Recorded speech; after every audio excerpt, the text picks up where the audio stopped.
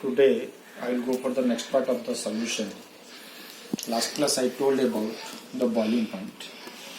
I told the boiling point is the temperature at which the vapor pressure is equal to the atmospheric pressure, and we have already discussed the boiling point of solution is always greater than the boiling point of solvent if the solution consists non-volatile solute.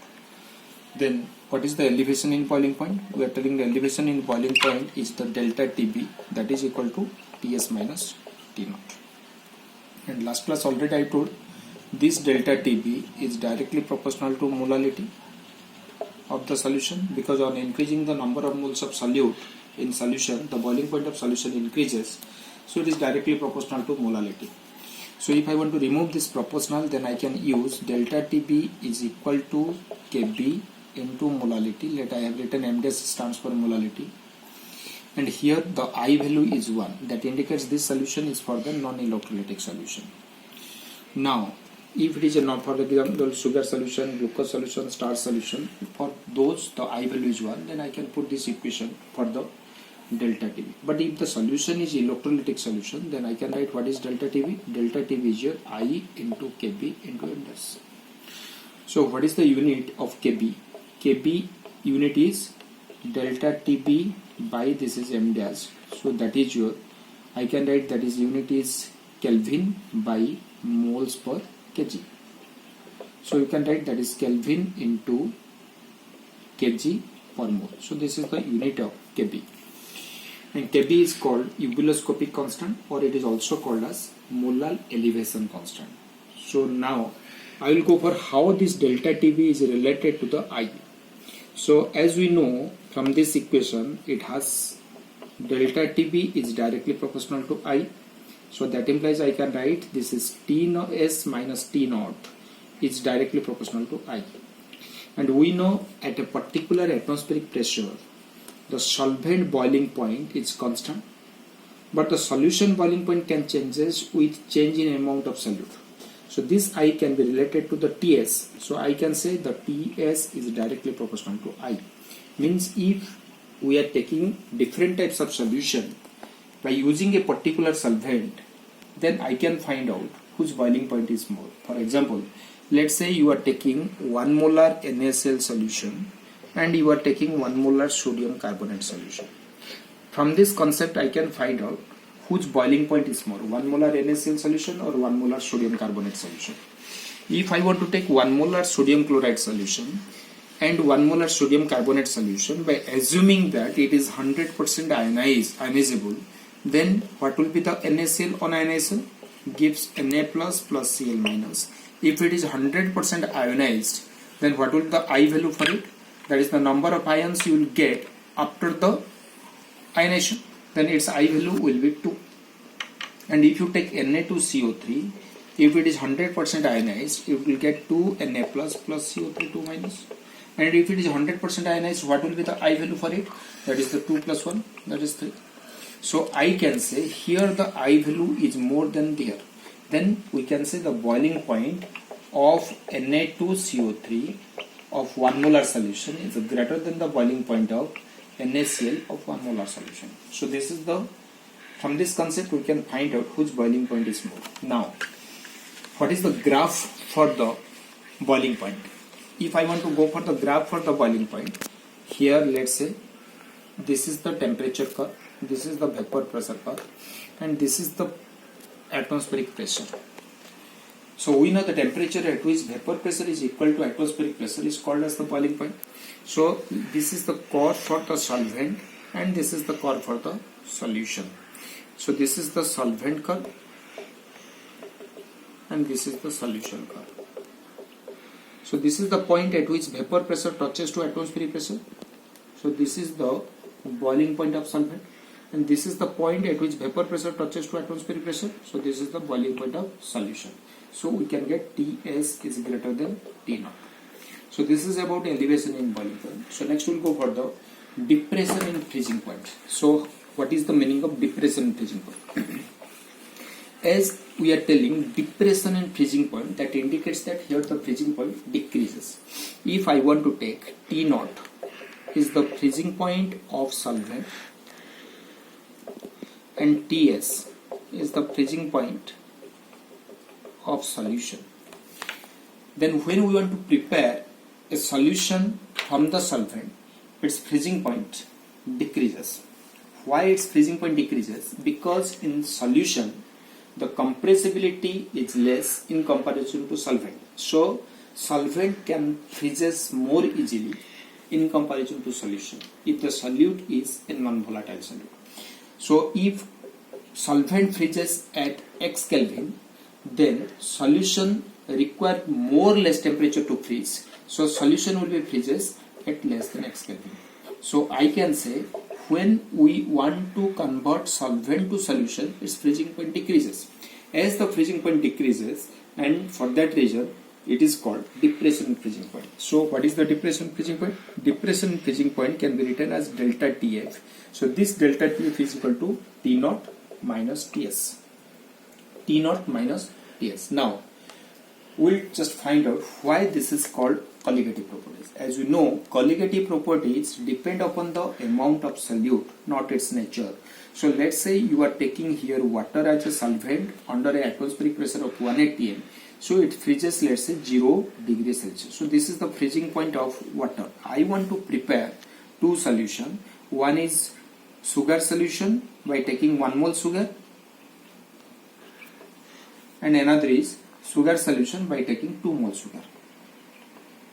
So that indicates that here the freezing point and here also the freezing point should be less than the freezing point of water, because the freezing point of solvent is greater than the freezing point of solution. I am telling freezing point of solvent is greater than the freezing point of solution. So let at 1 mole sugar it freezes at minus 4 degrees Celsius. Then from this 2 I can write what is the delta TF.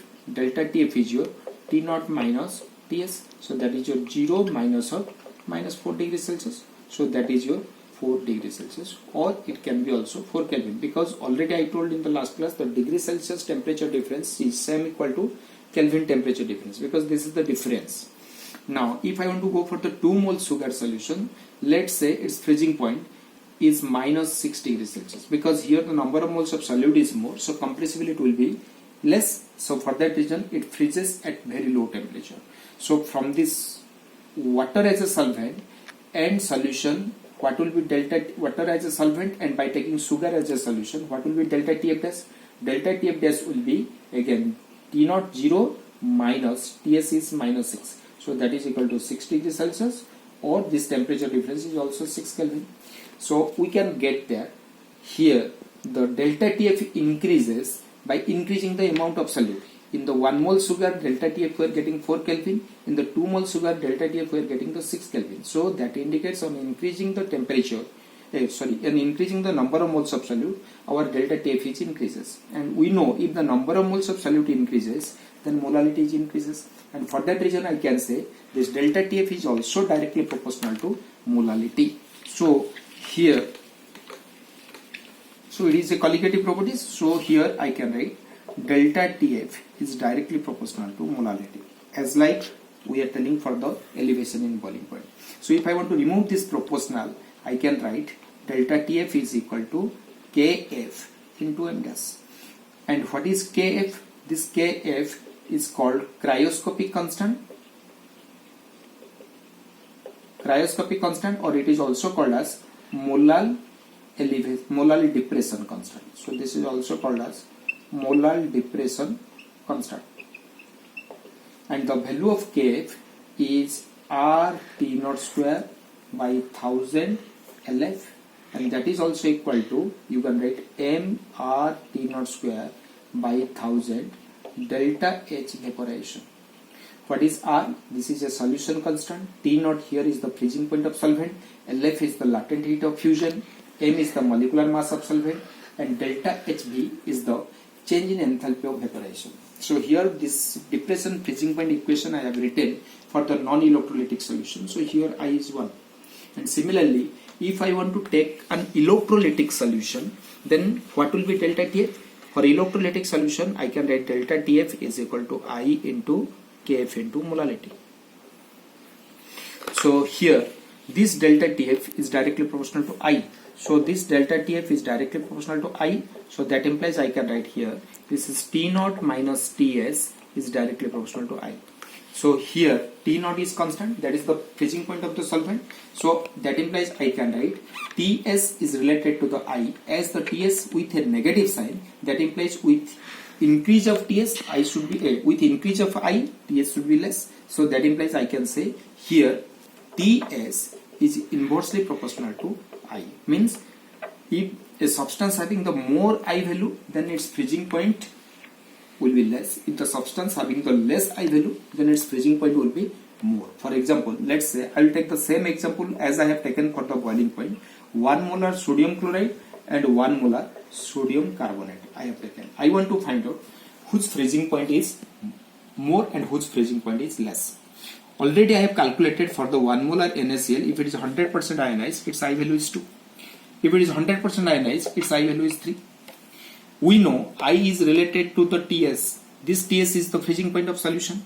So here I can say the freezing point of Na2CO3 is less than the freezing point of NaCl. So that indicates whose boiling point will be more, that freezing point will be less. So already we have calculated the sodium carbonate boiling point is more, and here we are getting the sodium carbonate freezing point is less. Then I will go for the graph for it.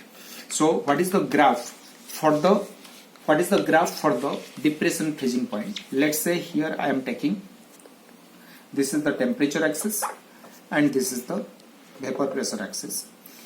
So we know what is freezing point, the temperature at which both solid and liquid have same vapor pressure, that is called freezing point. So this is the solid state of the solvent and this is the liquid state of the solvent. So this is the point at which both solid and liquid have same vapor pressure. So I can say this is the freezing point of solvent. So this is the solvent I have taken. And for the solution, the freezing point curve will be this one. This is the solution freezing point curve. And here at this point, both the solution in the liquid state and solid state have same vapor pressure. So this is the freezing point of solution. So this is Ts. So this is the curve for the freezing point. On the next class, I will start the osmosis.